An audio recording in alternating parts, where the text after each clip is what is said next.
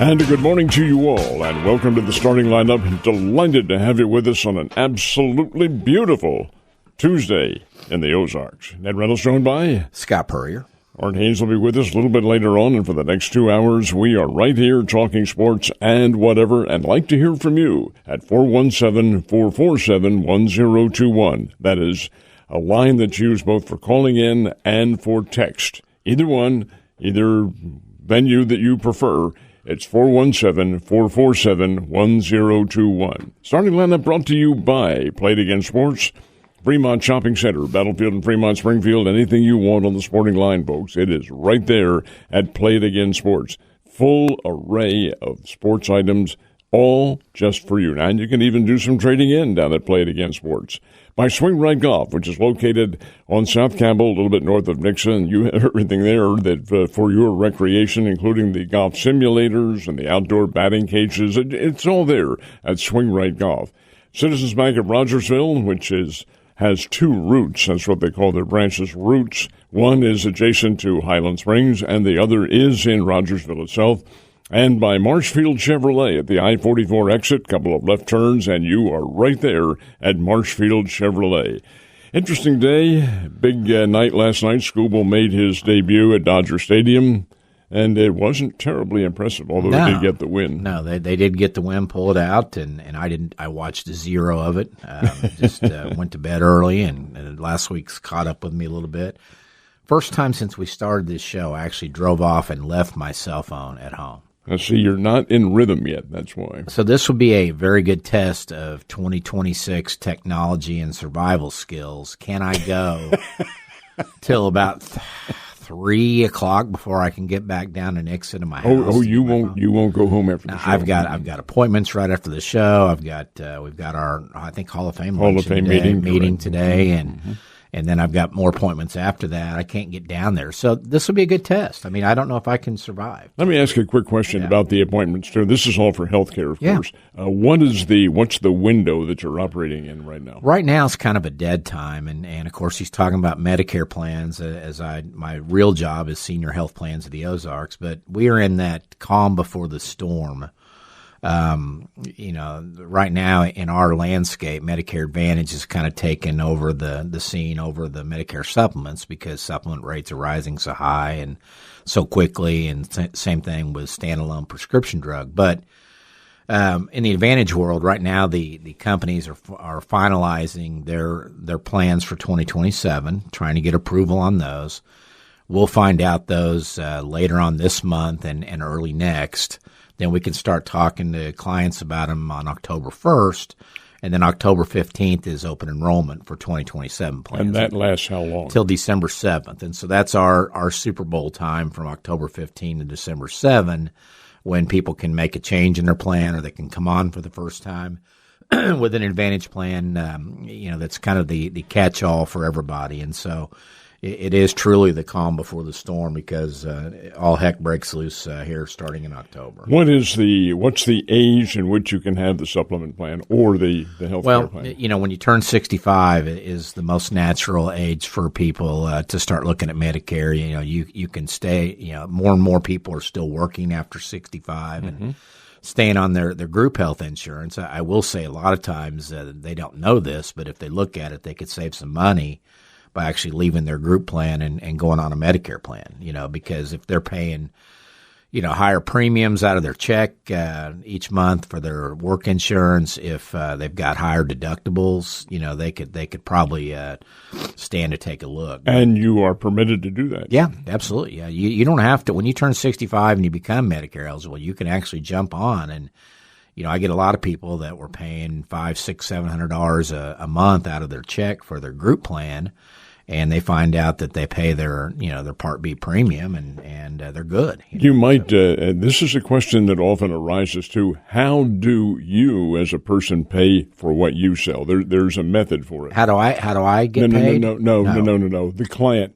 If you sell the plan, they're paying for it. Oh, yeah. How is it taken out of their money? Well, I mean, their Part B premium for a lot of people will come out of their Social Security. It's Social Security. Yeah, right? And they don't notice it because it's automatic. It comes out each month. If you're not drawing Social Security, you'll pay your Part B premium. Is that FICA or whatever they call that? FICA. It's on your. Yeah, be careful the way you pronounce things. We're getting. I know it's got an acronym too. It does, and just to keep it simple, you pay your Part B premium. You have to have that to have either type of plan, with a supplement or advantage plan. But anyway. And I didn't know this was going to turn into a Medicare infomercial sales pitch, but thank you. Why not? Exactly. It was a pretty slow news day yesterday. We did not coordinate this. I was going to talk about how I don't know that I can go without my cell phone. I'll tell you how I can, because I'm an Apple guy. I use a MacBook. I've got an iMac in both office locations.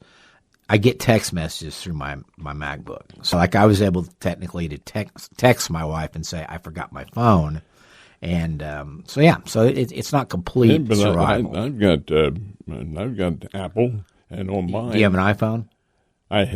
Yeah, but you don't use an Apple laptop. The laptop is not, and I don't get any text messages. See, through the magic of their system, their iCloud and everything else, I can get text messages through my laptop right now. I just can't answer phone calls. So, but yeah, we'll manage, we'll survive, and I did hear on the way in a Missouri State shout-out on the Visa Network. Did you hear that? No, I did not. They were talking about the Raiders' preseason opener, and they were going through the quarterback listings of who might play, and they mentioned Jacob Clark out of Missouri State, so that was kind of cool to hear that. He is. I did a little check on him yesterday, and he is still with it. The reason I checked was they had this fight with Kirk Cousins taking on Max Crosby. Not a good idea if you're Kirk terrible Cousins. Idea. Yeah. But it's one of those typical fights in training camp. Anyway, I wanted to see where Jacob Clark stood. Well, Fernando Mendoza comes right in. Then they have Alden O'Connell, who was at Purdue. I think. Is it Ian or it's Ian O'Connell, I think, isn't it? No, it's Alden, I think, or Aiden. I'm sorry, it's Aiden. It's Aiden something O'Connell. Yeah. And then Jacob Clark. I think Clark has a pretty good chance to make the team, maybe on the travel squad or the taxi squad. Yeah, I think he'll be a practice squad guy. And then if one of those other three get hurt, maybe he gets elevated to the emergency quarterback situation. And Scott, the practice squad is no small undertaking. You get paid pretty well for that. You do, and you're a step away. You're an injury away from being part of the regular roster, but. Yeah, and the other thought that crossed my mind is the guy that was being interviewed. He was talking about betting the preseason games, and I'm like, if you're betting NFL preseason games, you really need to just go check yourself in immediately right now to rehab.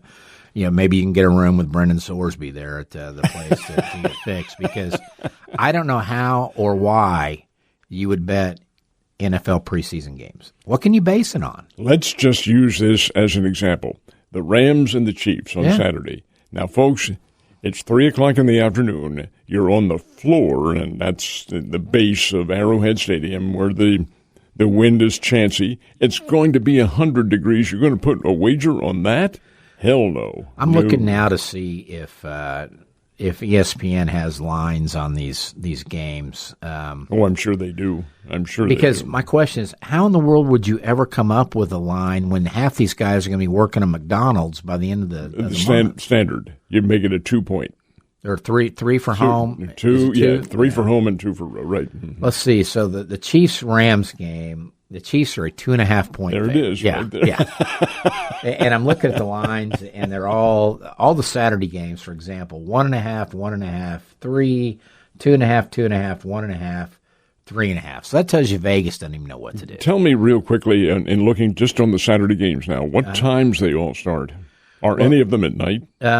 You've got you've got one game there's two technically in the evening. There's a 6:00 Eagles and Ravens on ESPN, and then there's a 7:00 Cowboys and Seahawks on NFL Network. And I think ESPN converts these because I'm in my time zone to our time. Where's the Chiefs Rams available? They've got 3:00 on NFL Network. Okay.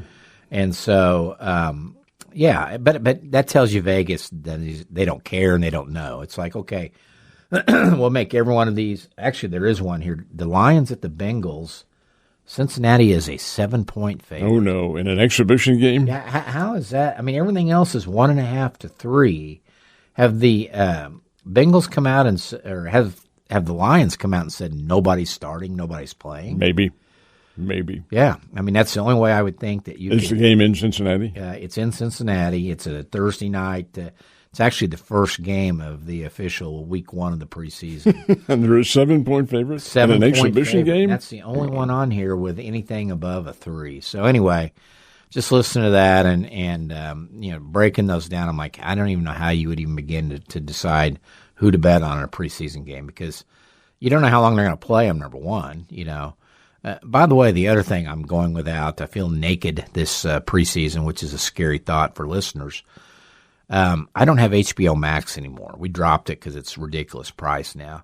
So I'm not being able to see Hard Knocks. Hard Knocks. and that's been something I've watched every year. I almost did it last night till I saw it was $20 now. For me to reinstate HBO Max, I can't do it by itself on my system. It has to be bundled with Disney Plus and Hulu Plus. I don't want those. I don't need those. I just want. Who is the team they're concentrating on? The Seahawks. Now, the fact that they are one of the most boring teams doesn't really faze me or make me really miss it, but that's where we are now. For me to get HBO Max, it's going to cost me $20 a month, and I would do it for 1 month and then drop it, which you can do. But I'm just thinking, where are we on this now? It's the same thing with the baseball games. Netflix. You want to see some. Matter of fact, last night's game, Cardinals Philadelphia game, was on over-the-air TV. It was on Turner, I think. Was it? Whatever it was, I happened to run into it. I didn't think it was on, but it was. I more and more I go to the MLB Network and watch the 4-box.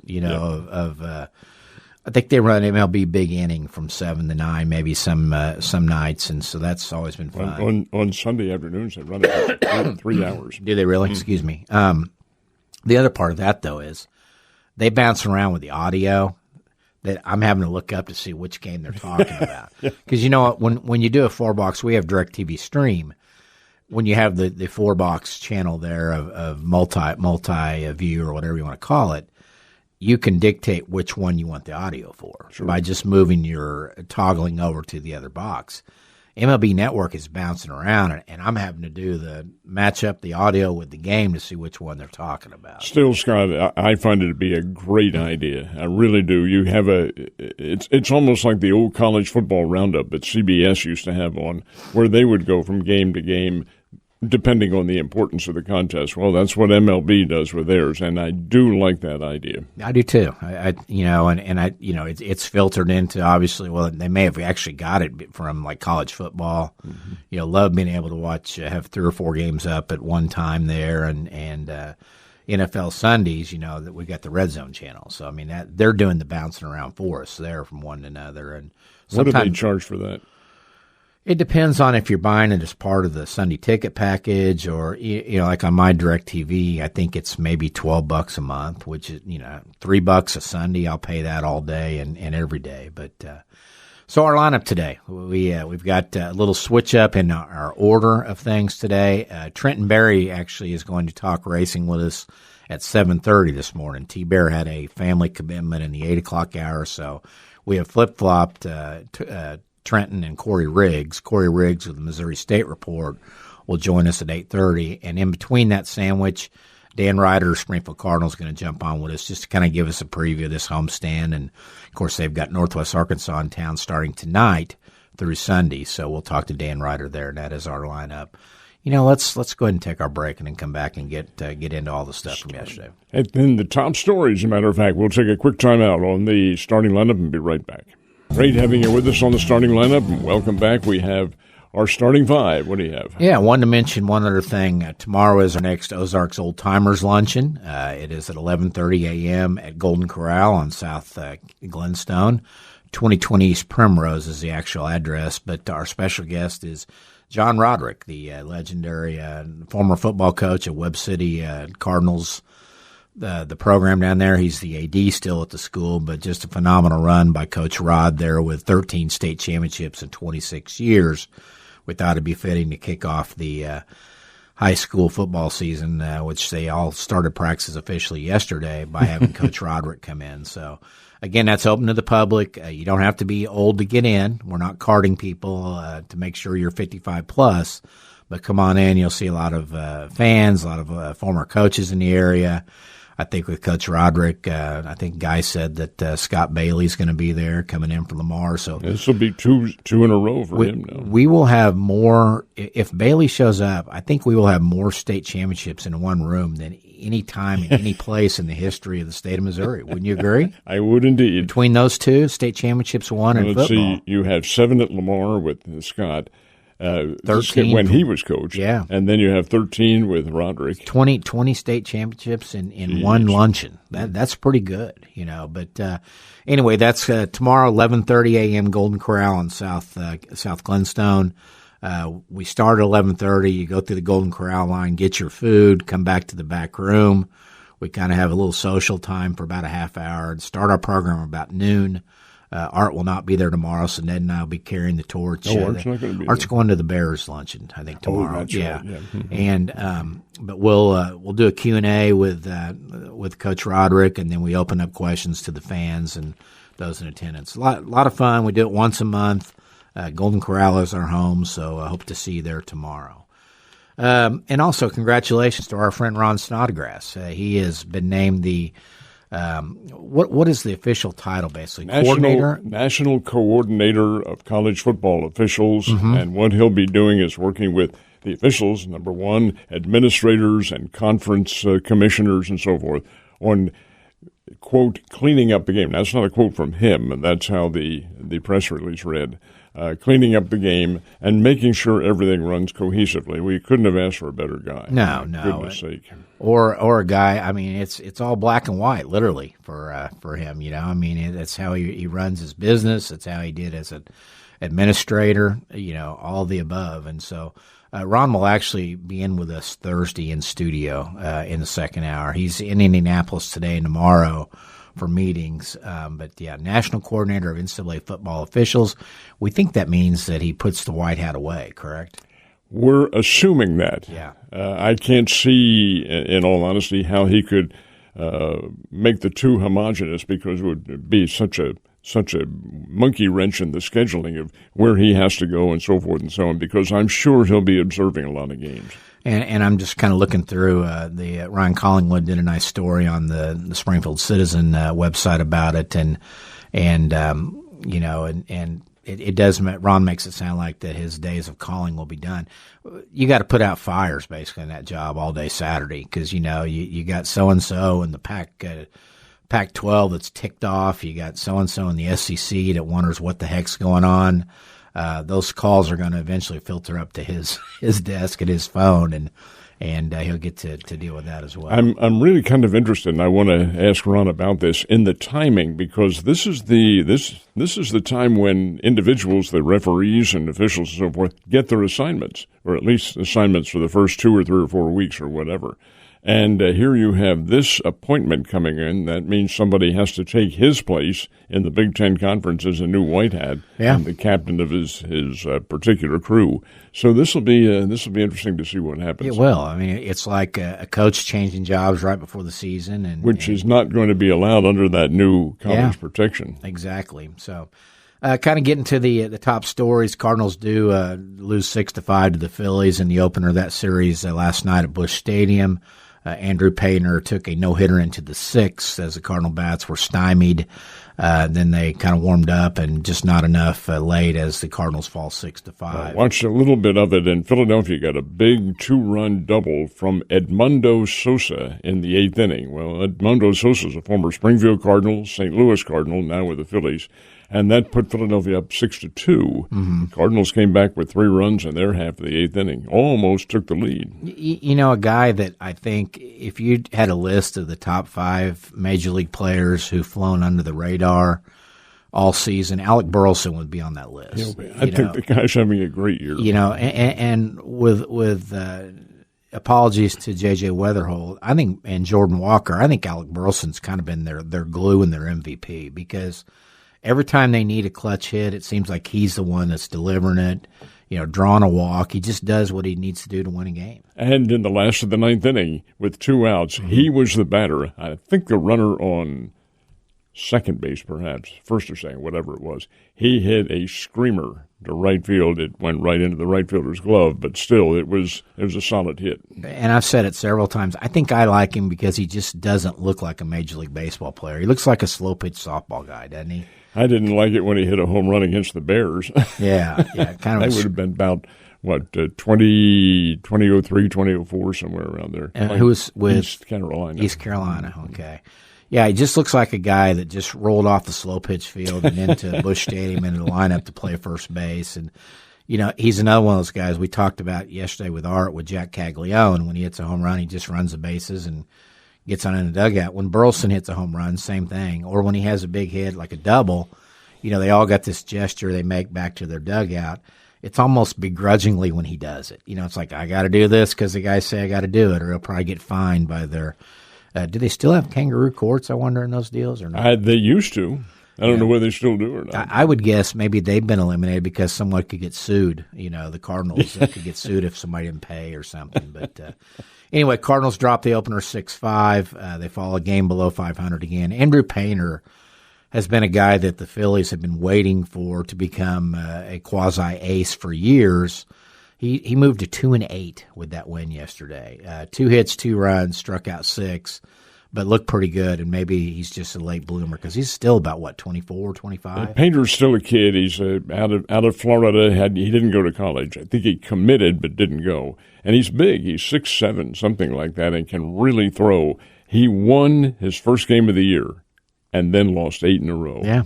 Jeez. And he's had bouts of wildness. That's been his bugaboo, but he put it together at least for almost 6 innings last night for the Phillies. So game 2 tonight, Christopher Sanchez for the Phillies, Andre Palante for the Cardinals. That'd be a good game. Yeah, Sanchez sitting on 15 wins on the season, kind of one of those guys that's maybe that second-tier Cy Young candidate. It looks like, unless his arm falls off, Jacob Misiorowski is going to be awfully tough to beat. Yeah, I would suspect he will get it, but you have to take a look at Sanchez and what he did earlier this year. Had 50 and 2/3 scoreless innings. He did, and I think what's hurt Sanchez, his overall numbers in terms of his WHIP and his ERA are a little higher because he's had 2 blow-up games, where I think the Royals last time got him for 9 runs. He wasn't a victim in that 17 to something.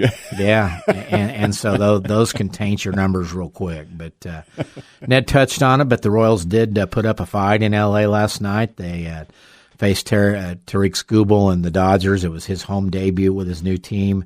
Royals actually led 3-0 early in this when Jack Caglione hit another homer, his 21st, a 2-run shot, and we're leading 3-2 in the 6th, but ultimately fall 6-5 in that one. Skubal allowed 3 runs on 4 hits, struck out 6 in his 5 innings, did not get the decision.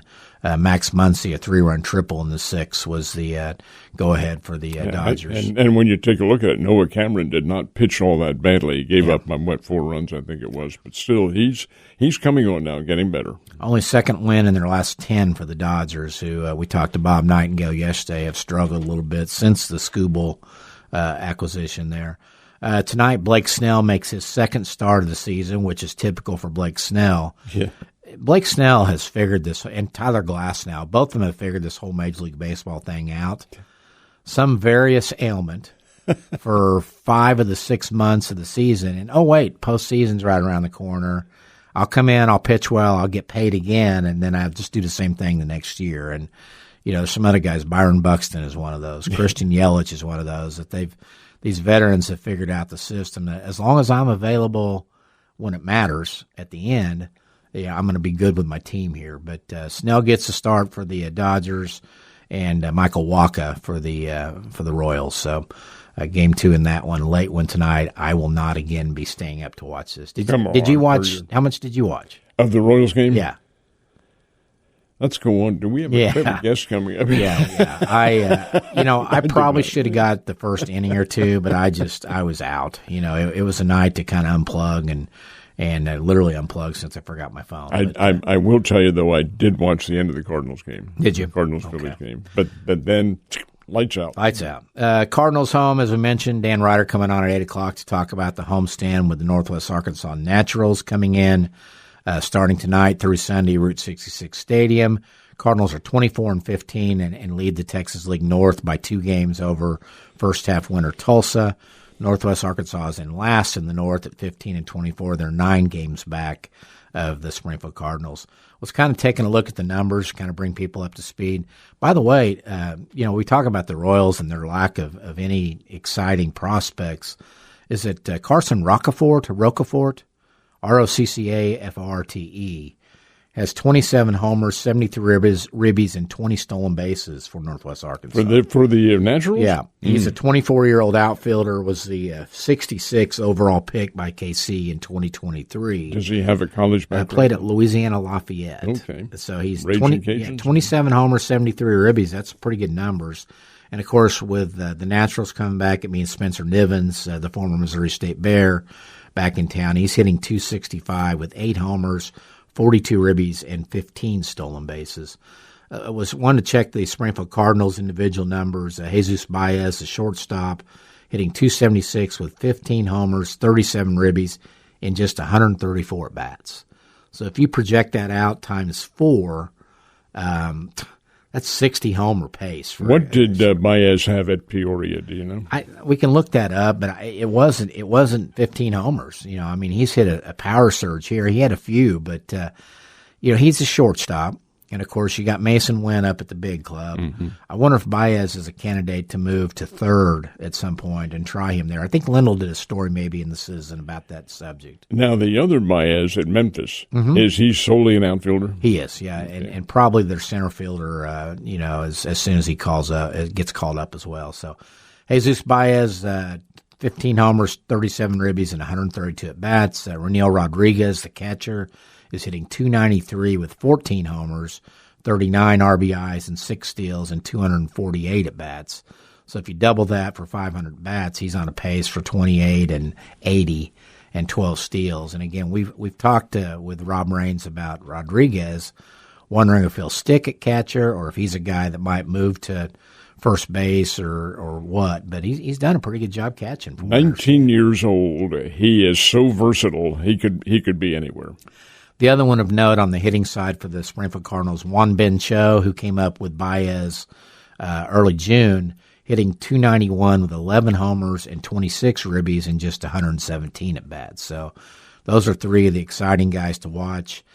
I wonder if there's any room at Memphis for Rodriguez or any of these guys, or if we can expect them to be around for any playoff run here. Well, you have Jimmy Crooks, who is handling the catching, and, of course, you have Pajes in there to help out, and Ivan Herrera. Mm-hmm. But I would have to think that somewhere along the line the Cardinals have to look at Rodriguez down here and say, hey, this he's eating things up in the Texas League. Let's see what he can do. At AAA. And of course, being 19, he just turned 20 maybe, or I don't even know if he's 20 yet, but being so young – they might just say, let's let him finish out in Springfield. Could be. Liam Doyle, the top pitching prospect, is 2-7 with a 4.5 ERA in his 18 starts.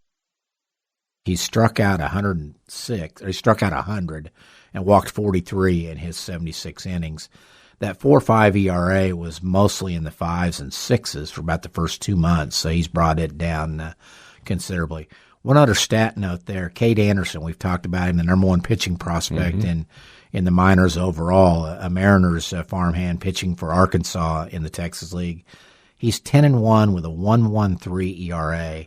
He has struck out 128 in 87 innings with only 12 Is he an walks. LSU kid? He's the LSU kid, lefty.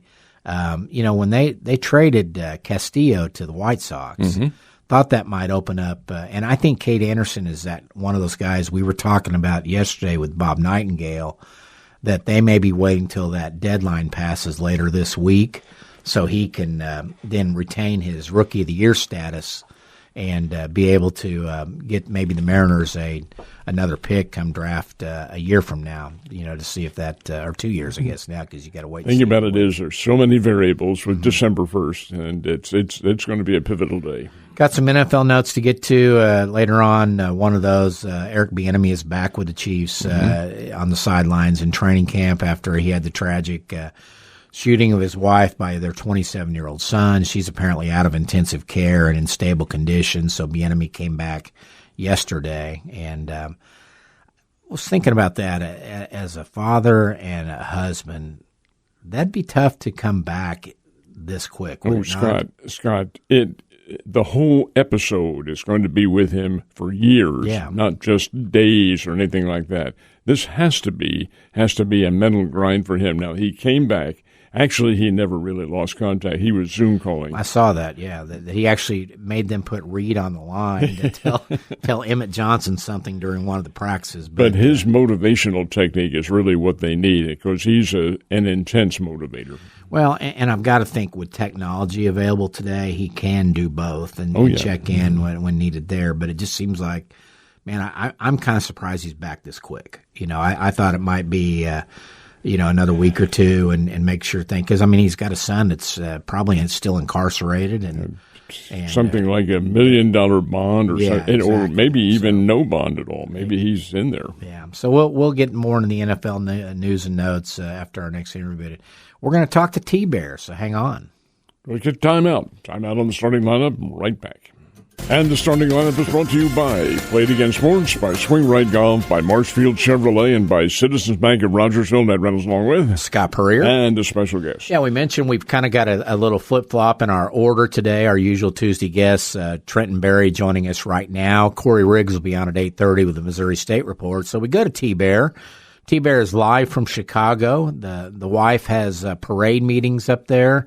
And Champ, our favorite 10-year-old, Champ Berry, is in a comedy camp this week up there, right? Yeah. So Explain. He is, and I appreciate you working this in and letting me come on a little bit earlier today. We got to get him dropped off here about 8:30 this morning, so it worked a little better for my schedule. So thank you guys, and thanks to Riggs for shuffling around as well. What does a comedy camp entail for a 10-year-old? Well, so the Second City was kind of the proving grounds for years. That place, along with a place in L.A. called Groundlings, is really where most of the sketch and improv comedy for Saturday Night Live has come from. And it's kind of the springboard and the education center for that. When Ash and I started coming to Chicago, we're huge Saturday Night Live fans. I have been my whole life. We went through the Saturday Night Live museum when it was here in the city. And we've watched so many past old episodes and current episodes too. And so we've taken in several improv and sketch shows at the Second City, and she got an email, probably a couple of months ago, that said they had a summer comedy camp for kids. It was an entire week, and so that's what's going on. And she was able to schedule some meetings for work, which she has gotten. She has announced her grand marshal for the parade. That has a very heavy sports theme to it as well, so that's been a good get here the last little bit. Who is that? Charles Tillman. Okay, is who's going to be the grand marshal of the parade, and so she's working on a lot of different things, and she's meeting with several people this week. And Champ's got comedy camp, and I fortunately did not have to go to a race Saturday for the first time I think since Easter, and we're just making the best of it here. I can do my work and my things that I need to do on my phone and my iPad and make contact with all my people this week and stay up on everything. You might tell the folks a little bit about why Ashley and what her position is and what parade are you talking about? Yeah, the Chicago Thanksgiving Parade, and she is it. She is the promoter of the parade. It's the parade is a permit issued through the city, and it's ran by a foundation, and she is the vendor for the foundation that puts the parade on. So it's like every day in our house has been Thanksgiving for the past 8 months. And with the food or without the food? Tell me again. Without the food? Yeah, well, if you'd look at me, you'd say probably with. It has its moments. You didn't answer the question of what happens at a comedy camp. Well, so I don't really know. He got broken into classes. He had about 10 kids in his age group yesterday, and there were probably about 50 kids that came down at the end of the day to where the parent pickup is, and so they broke into groups and played some games, and they talked about character development, and so I don't know. I think they did a lot of get to know you yesterday. He said it was loud. He said the kids talked loudly in there, and he was hoping maybe it was a little quieter today, but he had an all right time with it. And, hey, it might not have been the funnest thing that he's ever done for 8 hours, but he's going to try to learn. And I'll tell you this. I told you guys this off air. He got in the car and he said, Amy Fowler's teacher talked to us. And I'm like, wait a minute, what? He goes, yeah, some Amy Fowler that was there at the school. Oh, Amy Poehler you're talking about. Yes, it was Amy Poehler's teacher, and he wasn't quite sure if today would be the day that he needed to go back, yet his instructor taught Amy Poehler. So, for heaven's sake. Well, and we told the story about coming up to Lucas Oil on your big Thursday night races there, and I sat behind Champ for a little while. Very animated, loves his racing, loves his drivers. Is this because there's going to be a retirement soon at some point for Larry the Cable Guy? Is Champ the replacement for Larry? Could be. It could be. Now, hey, listen, the way he's rocking that mullet, he's already quite a ways there towards it. So, yeah. I mean, you just never know. Champ likes sports. When I was 10, I loved and could not get enough of sports. And so, man, as parents, we're just trying to lean into things that he's interested in. And it's, I'll be honest with you, there's a lot of parents' kids that live vicariously through their sports. We see it in the school that Champ goes to, and you're like, man, does the kid really want that like parents do? And a lot of times you're not real sure. And I think the evolution of club sports has only exacerbated that. I'm not a real big club sports person. That's not really where I feel like youth athletics should be, but that's where it is. And so we're just trying to find things he's interested in, keep him active, keep him engaged. And, he's always had really strong, quick wit. And so he's kind of naturally just a funny kid. So he loves theater and he's always plays at school. And we just thought it'd be something fun for him to try. Must have got that from his mom, that quick wit, didn't he, Dad? Had to have. T-Bear, before we get into last week's race in the NASCAR Cup Series and what's up this week at Richmond, as a newbie to all this, explain the chase to me. Who's in it? What is its significance? Yep. Is it the version of what the PGA Tour does with the FedEx Cup and the Tour Championship? Kind of explain the chase to me. So I believe it is, and I don't want to totally speak out of turn because I don't know exactly all the intricacies of the PGA, but they're going along here. So they used to make cuts with the playoffs. They would have elimination races through the chase. About every 3 or 4 weeks they would knock a few guys off, and so they could still race, but they're only eligible. Your points earning positions whittled down all the way up until you had 4 drivers for the last race. So this one is going to have 16 drivers eligible all throughout. They've got 3 races left to settle the top 16 in points, and that time they're going to go back and reset. They reset the points, and I'm going to get into it just exactly. I was looking at this just a second ago. How they're going to reset these points for the he's stalling while he's looking up. Can you tell, Ned? He's trying to stall. Yeah, we're efforting. Just like the old days, T-Bear. Exactly. Do all 16 race in all the chase events, or do they cut down? No. So all 16 are going to race till the very end, and where they finish, they finish. So when they go back and reset the points, the top 16 drivers it's going to settle like this. So they're going to get 2,100 points. Whoever's the regular season champion is going to start with 2,100 points, 20,075 for second. Then it's a 10-point gap to third, 2065, 2060 for fourth. Fifth through 16th drop in 5-point increments, with 16th starting at 2,000 points. So the 16th will be 100 points down of the leader once they come back and reset. So in ways of making a comparison, T-Bear, golf used to do that same thing by giving, the FedEx playoffs used to give the lead, Scotty Scheffler, for instance, 10 under par. Well, I think they've done away with that now, and it's everybody starts equal. But the difference is this. In the golf, you're cutting the field. It's 50 golfers next week, then 30. Racing, everybody races. Is that correct? Yes, it is, and racing really needs to be that way because of the sponsorship that's on those race cars. Sure. So and that's really the reason that they have to keep going like that. So, how many races are part of the chase, and is it a bigger pot at the end for those winners, or what's the significance of the chase? 10. So it's 10 races, and they're already talking about. They're pretty deep in their schedule for 2027, and they're talking like 3 of these chase races this year are going to slide out with 3 new places coming in.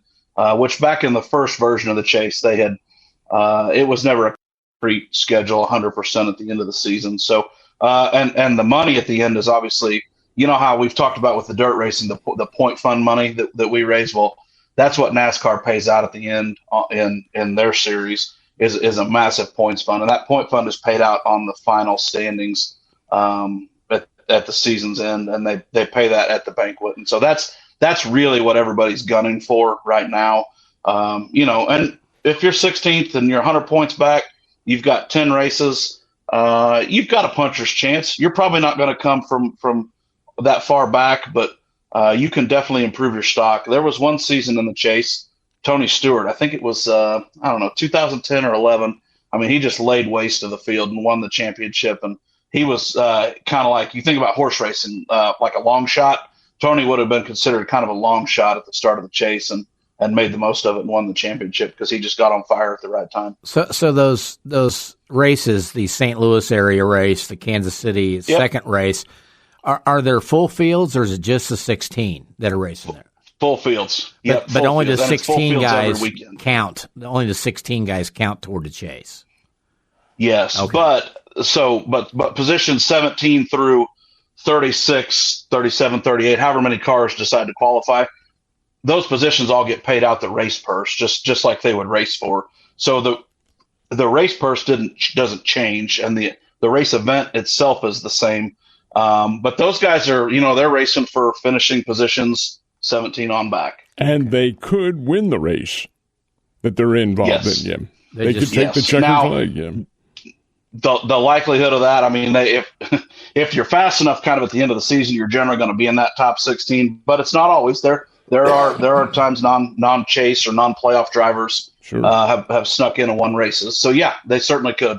Well, Iowa Corn 350, Ty Gibbs wins for Joe Gibbs Racing and edges his teammate Christopher Bell. Anything you took away from that? And kind of tell us why the Richmond race, the Cookout 400, is on a Saturday night this week. Well, so they don't have many Saturday night races anymore, and the reason for that was television. The television partners want those races on Sunday. Their viewership was stronger, which I love because so much of short track racing lives on Saturday night. I feel like it gives short track racing its best chance to be successful when NASCAR stays off of it. But Richmond had been on Saturday night for years. They moved it around, and I saw, I was looking at the upcoming schedule, and I see that it's on Saturday night too. A little bit surprised they don't do it. There was an era that NASCAR did that a lot. That just doesn't happen anymore, and that's the promoter and the series get together and decide when they want to run the race. And this time around, that's what they chose. Iowa Speedway, biggest things for me. So Iowa Speed Weeks is this week. They're right in the middle of it. So that Cup race had a perfect slot.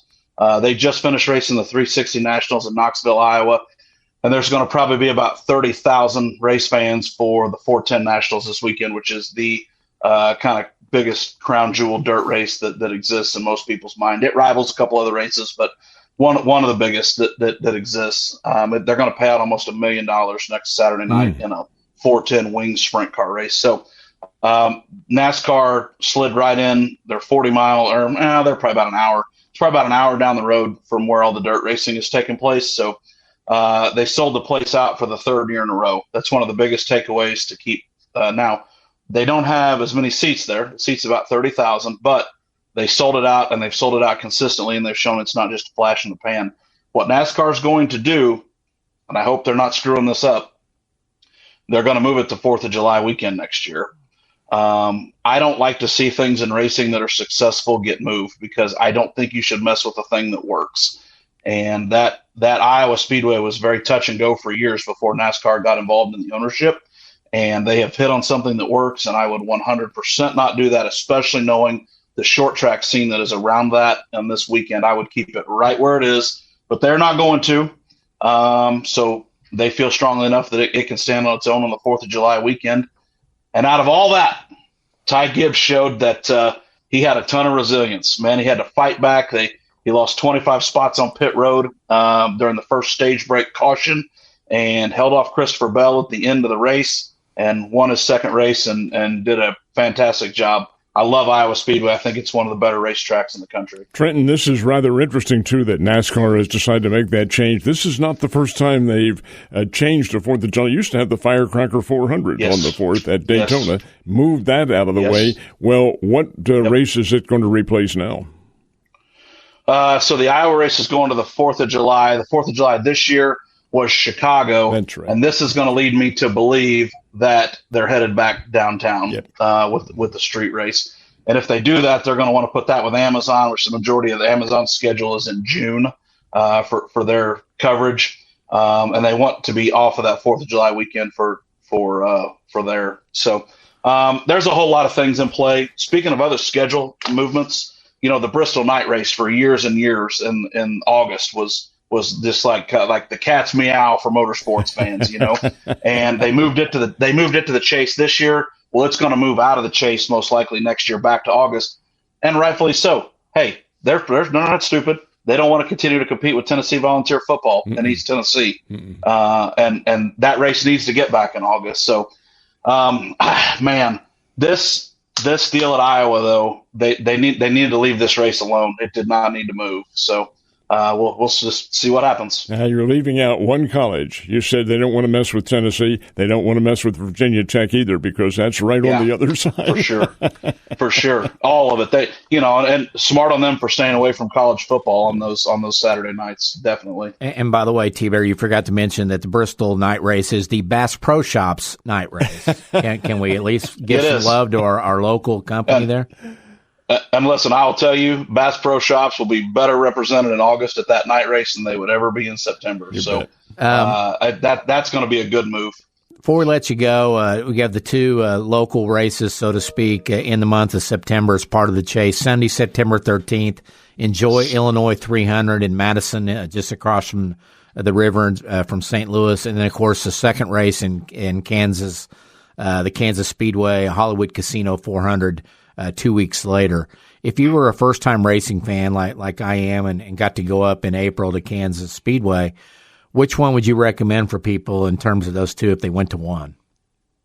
Man, so I'll tell you this. I think that as far as mile-and-a-half racetracks go, I don't think there's a racier, better mile-and-a-half in the entire country than Kansas Speedway. I don't think so. You talk about the ease in and out of that place that you and I saw firsthand. How nice it was to navigate around the facility. Man, hard to think that you could put a facility together any better than what they've got in Kansas City. Now, the flip side of that, this track at Gateway is an independent. It's not part of the NASCAR mafia. NASCAR owns a bunch of these tracks. Speedway Motorsports, which was formerly Bruton Smith's company, he's passed, so his son owns it, was the primary other racetrack. Gateway's an independent. Your ticket money's going to matter a lot more at Gateway than it is at Kansas Speedway if that's something you care about. Both tracks are good. I'd just take your pick, flip a quarter, and see which one it lands on. Very good. T-Bear, we appreciate it. By this time next week, we want you to tell us how funny Champ is by the weekend, okay? Sounds great. Appreciate you guys. Thank you. Thanks. Trenton Berry visiting with us. Dirt Track Racing. Timeout on the starting lineup. Right back. Okay, what do we have coming up? Second hour, 8 o'clock, we're going to talk to Dan Ryder, the GM and president of Springfield Cardinals, talk about their homestand this week with the Northwest Arkansas Naturals. And 8:30, Corey Riggs with the Missouri State Report, talking all things Bears. We'll get to him in the second hour. Mid-show timeout. Back very shortly.